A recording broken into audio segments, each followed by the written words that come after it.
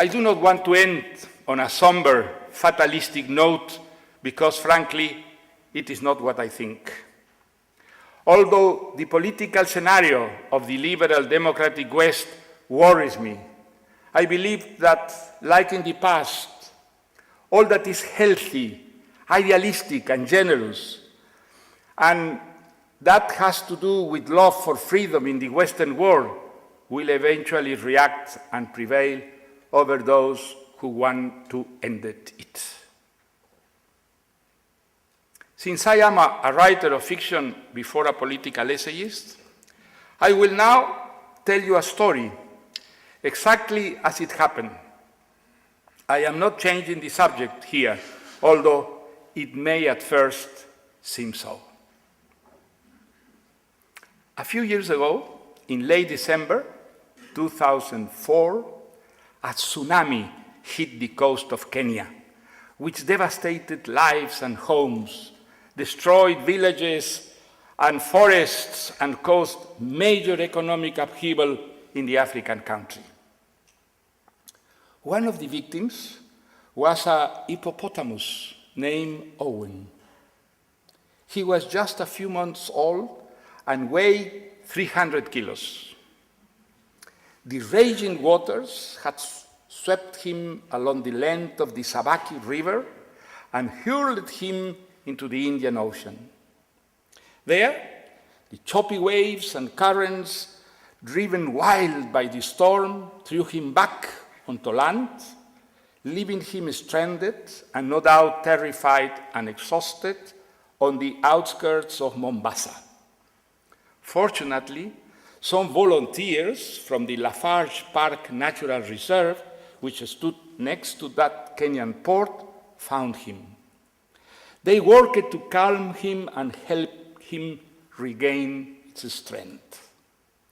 But they could not bring back his mother, who predictably perished in the cataclysm.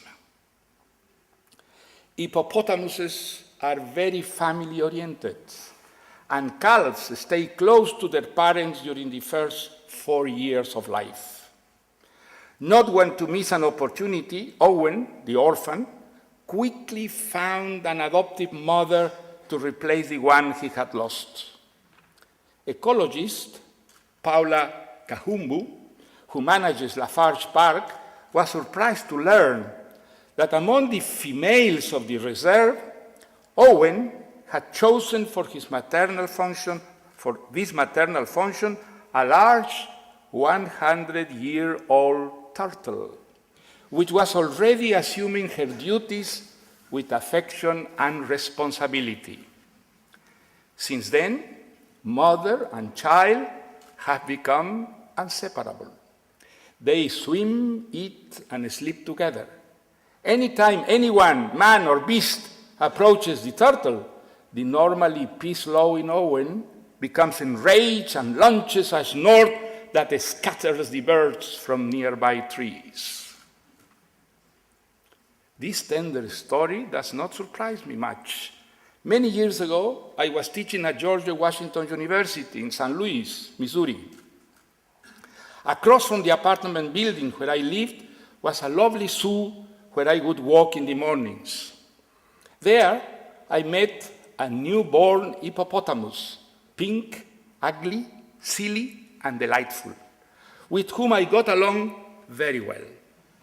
He must have guessed my long-standing weakness for hippopotamuses, because I swear he seemed glad to see me each day when I approached to say good morning.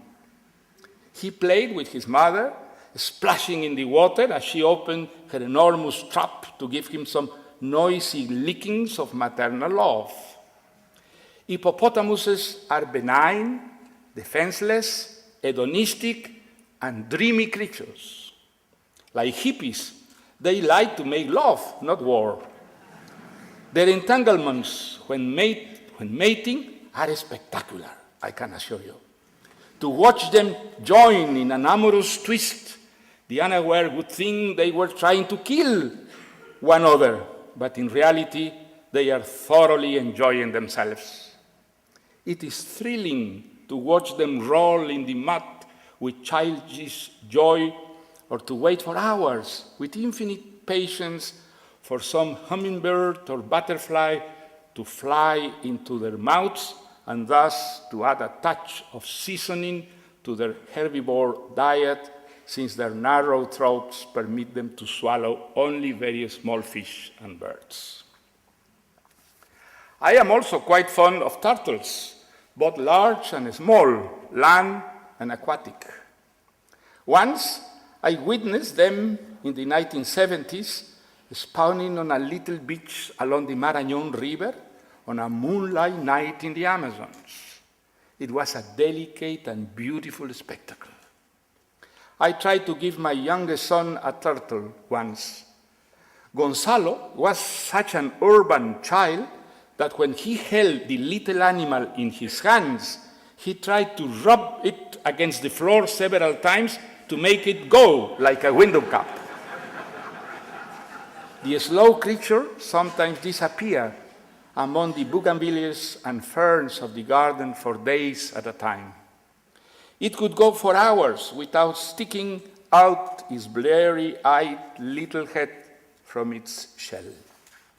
But when it did, attracted by a piece of lettuce or a cracker, it would chew with infinite calm as its eyes shone with an unviable light of appreciation, wisdom, and contentment for life.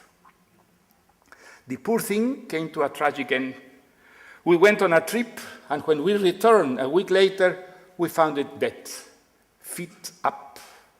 We never tried to find out which of the children in the house had put it in that position without suspecting that it could not right itself alone.